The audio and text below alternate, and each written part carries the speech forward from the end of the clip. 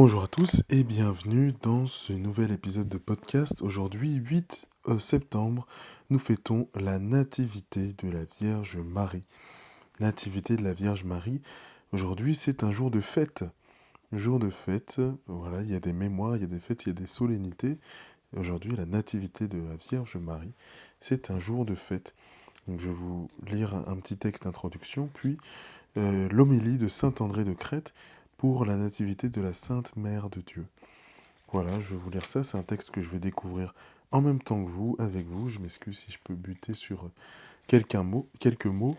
Voilà, c'est un texte qui nous est offert par l'Office des lectures dans le bréviaire, prière de la liturgie des heures. Voilà, c'est un héritage de l'Église, un généreux don de l'Église.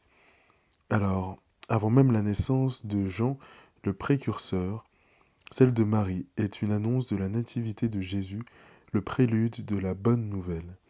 La venue d'une fille au foyer d'Anne et de Joachim a fait lever sur le monde l'espérance et l'aurore du salut.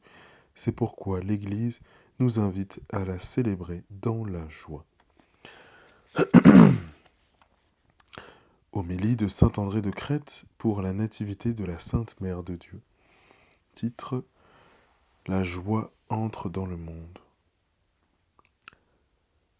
Le Christ est l'achèvement de la loi, car il nous éloigne de la terre, du fait même qu'il nous élève vers l'esprit. Cet accomplissement consiste en ce que le législateur, après avoir tout déterminé, a rapporté la lettre à l'esprit en récapitulant toute chose en lui, en vivant d'une loi qui est la grâce. Après avoir réduit la loi en servitude, il y a joint harmonieusement la grâce. Il n'a pas mélangé ni confondu les propriétés de l'une avec celles de l'autre, mais, d'une façon divine, il a changé ce qu'il pouvait y avoir dans la loi de pénible, de servile et de tyrannique en ce qui est léger et libre dans la grâce. Ainsi, nous ne vivons plus sous l'esclavage des éléments du monde, comme dit l'apôtre, nous ne sommes plus asservis au joug de la lettre de la loi. En effet, c'est en cela que consiste l'essentiel des bienfaits du Christ. C'est là que le mystère se manifeste, que la nature est renouvelée, Dieu s'est fait homme et l'homme assumé et divinisé. Il a donc fallu que la splendide et très manifeste habitation de Dieu parmi les hommes fût précédée par une introduction à la joie, d'où découlerait pour nous le don magnifique du salut.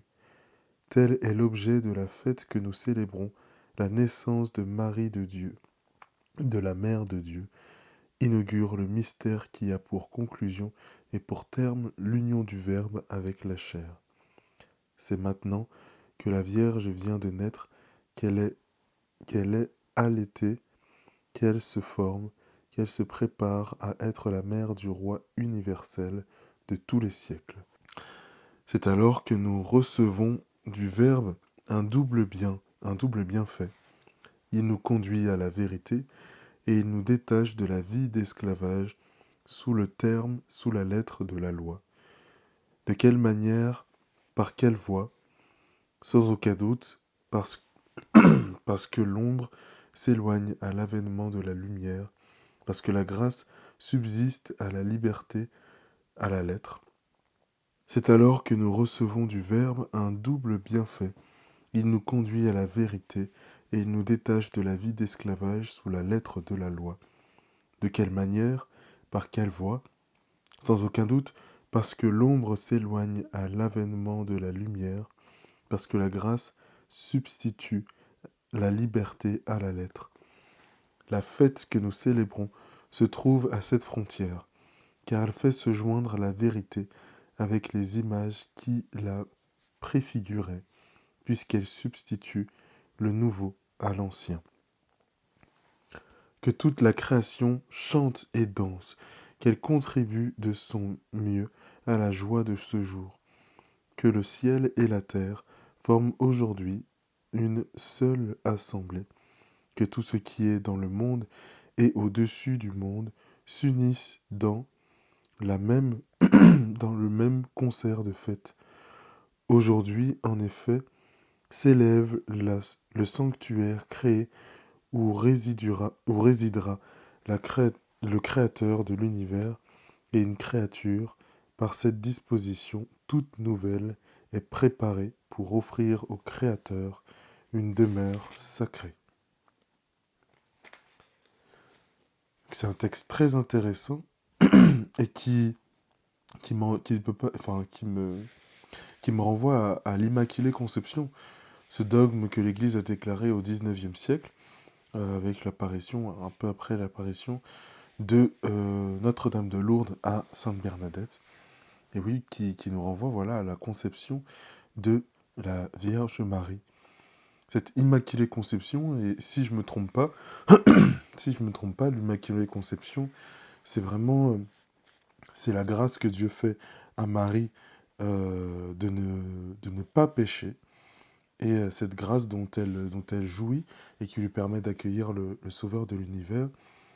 Justement, comment est-ce que entre guillemets, cette grâce est possible?